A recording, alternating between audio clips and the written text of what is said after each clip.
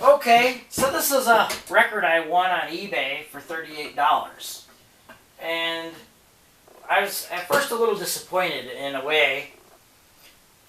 But then, I looked at the color. The color itself is just pretty to look at for a record.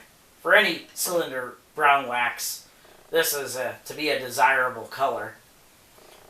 Just because it's light does not mean it's early. We know that the format, as far as a commercial medium, that the grand or concert record or 5-inch record, some people will just say, well, it's a 5-inch record, just call it a 5-inch record. Well, anyway, that it came out in 1898 as a medium for Columbia, the Graphophone Grand, which was a $300 machine. And then there was the AB, which later was able to play both standard and concert records, or grand records. It was a Columbia product, so they'd say grand records. The AB was was an Eagle motor that was capable of playing both types. There was also the AG and the HG machines, which were in the $100 or $75 range for playing the 5-inch records. So a lot of these were not really meant for home use. Most people who bought this format, wealthy people probably would use this in the home. But people would buy this because they wanted to be exhibitors of the talking machine and give concerts. So that was the main idea between the concert or grand record, is that it was sold often with tickets. So the Graphophone machine definitely was sold with tickets and brochures and posters to promote the phonograph. So they would play it in theaters and tent shows at fairs and other public gathering places to exhibit the phonograph. And sometimes they would bring blanks along and make records. This has obviously been shaved many times, I suspect by an exhibitor, or it may be in a studio. They could have maybe used this record in a studio for testing voices. Who knows the provenance of this recording? And if anybody can recognize the song, or the singer, it is a female singer singing in an operatic style. And there's a mistake here in the middle of the record. So there's 2 parts to the recording. And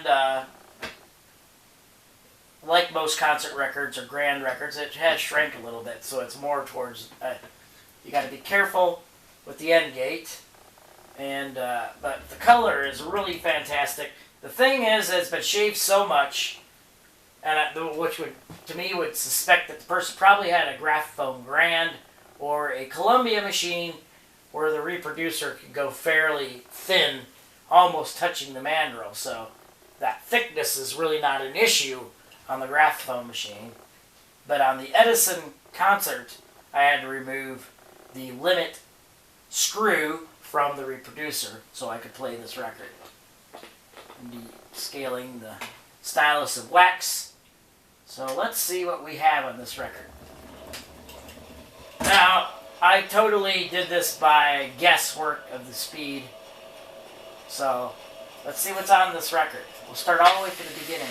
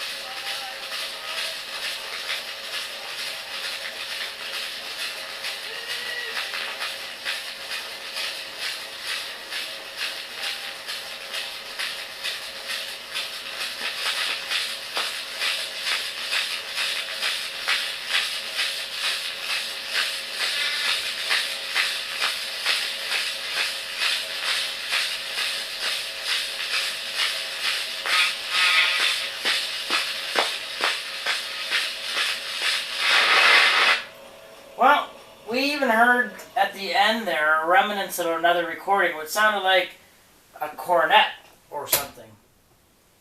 The grooves were not obviously shaved all the way. The ones that are on there are fairly shallow. And then there's a divot right here. There's like a line where they started again. You also heard a speed variation where it slowed down, which made the lady sound like a chipmunk for a second. But I think this is a very, very interesting record. Just all around. I'm very happy with it now that I actually listened to it. And now I would like you guys to do some detective work. I would like to know more about the various companies. I only have 3 5-inch records. And what I noticed, the only thing, it's really hard to tell on the end here. It's rounded, so I'm suspecting it might actually be a Columbia Graphophone Grand blank, but I'm not sure. It is double spiral. There's 2 spirals in it. And I noticed this on the, I have both an Edison and a Columbia that I know for sure that each one is the separate companies but this light colored wax makes it more hard to tell what company it is. And it's pretty neat actually. If I put the camera in there, you'll see light coming through the wax. So it's actually translucent. A translucent record. So that's pretty neat. You can kind of see inside the light coming through the record. But I think this is a very interesting piece here. As I said, I had to take the limit pin off to play it, but we all heard it together. And I'm really happy with it because it's just an odd piece of history there. And I find, because this is either a semi-professional recording or an amateur recording, I find, or home recording, I think it was probably done maybe with an Exhibitor. It's too bad there's no announcement of who the person is or anything. And what year was it recorded? You know, was it recorded in 1900? Was it recorded in 1910? When? I think we would all really want to get more into knowing on the concert and grand records how many were used at home and how many more were used in theaters and fairs and ferry houses and exhibited at different things. To me, it's just fascinating to think about that. And that's a fascinating record. I've read different things. You can see there's little spots in the record.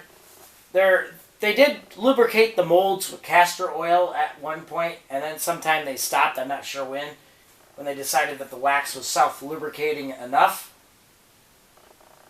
I also heard a reference to the orange spots being sources of sulfur in the Saracen. Saracen is refined azacharite wax and was used to temper, to keep moisture out and aid in cutting on brown wax records. And it's not what the whole thing is. It's an aluminum stearate record, just like that's what brown wax is. Black wax is too. It's all an aluminum stearate base. But Saracen at the time had some troubles with sulfur, and that gives an orange spot. So that's probably why we see orange and little spots. And it could also be the lubricant castor oil that they used in the molds. But this is a very interesting talk here on this very unusual 5-inch cylinder record, and I'm glad to share it with you. Thank you.